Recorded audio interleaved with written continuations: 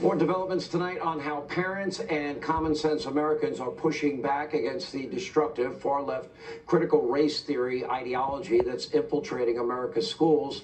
Just listen to how one Virginia mom who actually survived Mao, China, eviscerates her local school board amid the district's critical race theory push. Take a look at this. I've been very alarmed about what's going on in our school. You are now training our children to be social justice warriors and to loathe our country and our history. Growing up in Mao's China, all this seemed very familiar. The communist regime used the same critical theory to divide people. The only difference is they use class instead of race. This is indeed the American version of the Chinese Cultural Revolution. The critical race theory has its roots in cultural Marxism. It should have no place in our schools. And down in the great state of Florida, Governor Ron DeSantis continues to be a beacon of hope against this far-left lunacy as the Florida Board of Education has approved the governor's rule banning teaching of critical race theory in the state's public schools.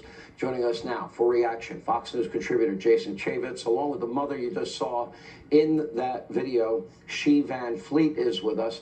You were 6 years old when the Cultural Revolution began in China, and you have spoken eloquently about what it was like in school, and posters hung in hallways, and teachers and students would attack each other for being ideologically impure. Can you explain what you experienced and the similarities you see?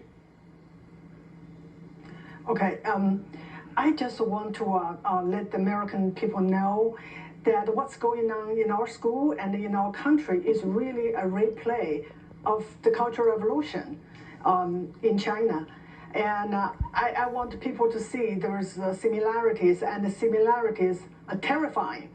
They use the same ideology and same methodology, even the same vocabulary, and with the same goal. The ideology is cultural Marxism, and we were divided into groups as oppressor and oppressed. And here we use race, and there they use class. And the people here who have a different review were labeled racist. But in the Cultural Revolution, the label is counter-revolutionary.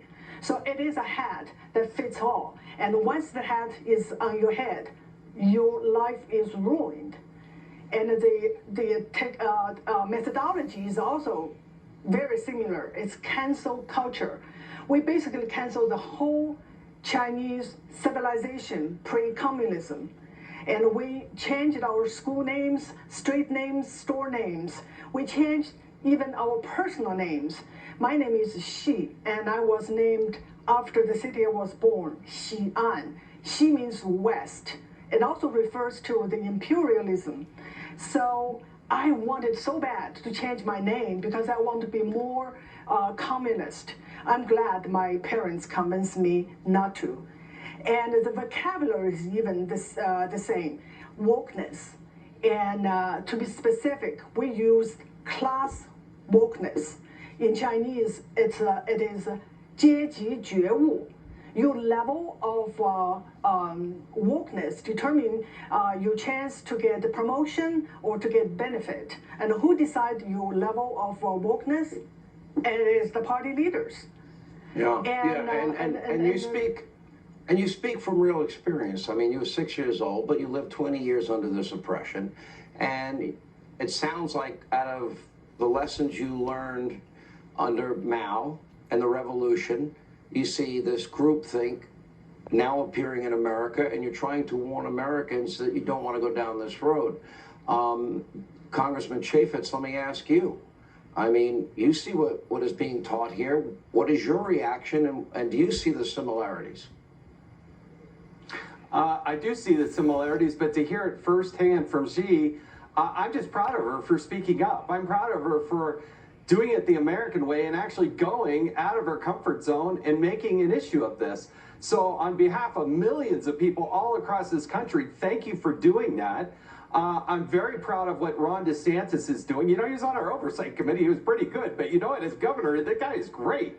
And he's doing the right thing. But it's going to take ordinary people doing extraordinary things. And so I just want to thank her for voicing what so many millions of people and parents know is happening, and we got to change it. I'll give you the last word, Siobhan Fleet, because I think, what would your message be to America if they continue to go down this road? I just want people to know that the freedom is fragile, and we can lose it any time if we don't defend it. And there's a lot of Chinese Americans who have the same experience and share my point of view. And I know that more and more people will step up and share their stories and tell the American people critical race theory is not anti-racism. It itself is racist. It's divisive, it's destructive, and it is dangerous. All right, thank you so much. I'm sorry I had to live that way. And Congressman, it's great to see you as always. When we come back,